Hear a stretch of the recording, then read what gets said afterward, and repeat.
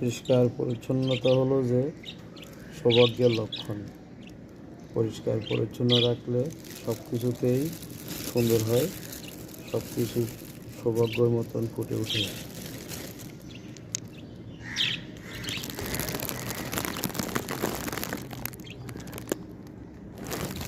ওরা নতুন ডিম দিয়েছে, ওদের জন্য দোয়া করবেন যেন তাড়াতাড়ি ডিমগুলো ফুটে।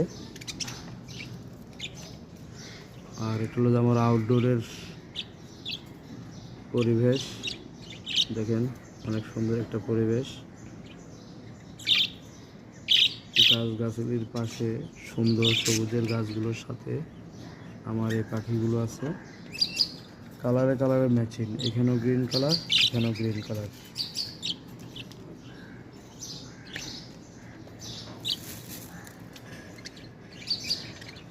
পাতাবাহার গাছ, এগুলো ক্যাকটাসও আছে এখানে।